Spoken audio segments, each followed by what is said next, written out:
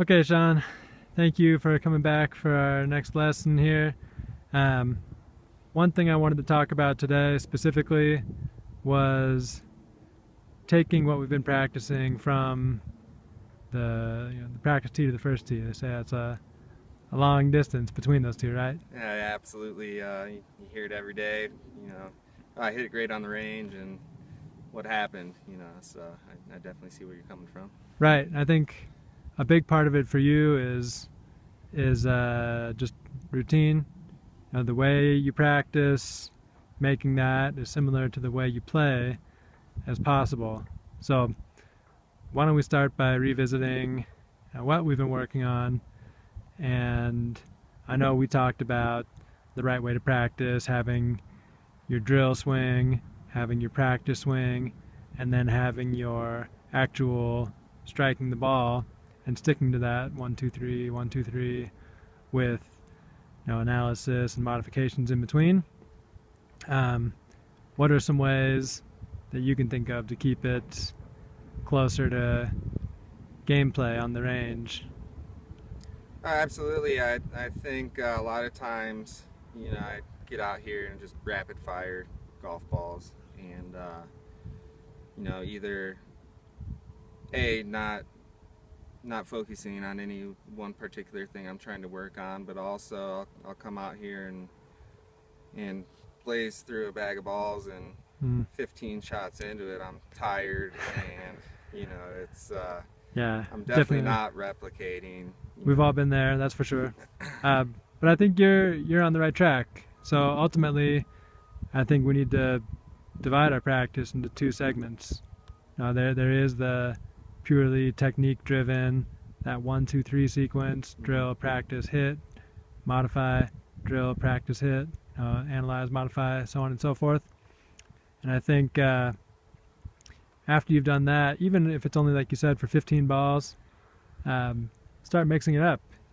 The swing concept that we're working on applies top to bottom, Mm-hmm. whether it's your 9 iron or your 4 iron or your driver. So a really easy, fun game that I think is helpful in this regard is just setting aside 25 golf balls and playing the first 9 holes, Mm-hmm. right? Driver, and then you probably go 7 or 6 iron Seven on iron one, most of the time. Yep. wedge on two, Yep. driver 3 wood, wedge on three, so on and so forth. Yeah. And you've got 25 shots that are a mixture, but at the same time you're practicing the way you play. Yeah. So having a variety of targets is big. Moving your actual target line to different targets on the range, and we've got this great range here with a couple different greens, flag sticks on a variety of lines. We can accomplish the right kind of practice here very easily, and there's no reason not to, right?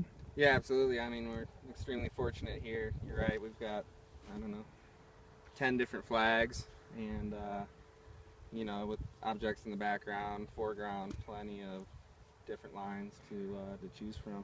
Yeah, and I think the kind of third aspect here to keep in mind too, golfers of your caliber, it really isn't so much about improving your move physically. I think a lot of this is mental practice too. Mm-hmm. Staying attuned, like you alluded to a minute ago, where you said you just rattle off 15 balls in 3 minutes and forget what you're doing. I think we could call that warming up rather than practicing. Yeah. Yeah. So when you're actually truly here to practice, having that sort of mind-body connection, what am I trying to do? What does that feel like? How can I replicate that? Being more in that space is significantly more productive. So I think those are our goals for this lesson. Just finding that mind-body connection, finding that purposeful practice, and finding a way that you can do it consistently, right? It's not so different from your golf swing. You need to have the right moving parts, but you need to have consistency as well. So we shouldn't make this big Olympic-style practice routine that is unrealistic. Let's come up with just a repeatable plan that is using all your parts, Yeah. mental and physical. Feel good about that? Absolutely. Let's do Cool. it.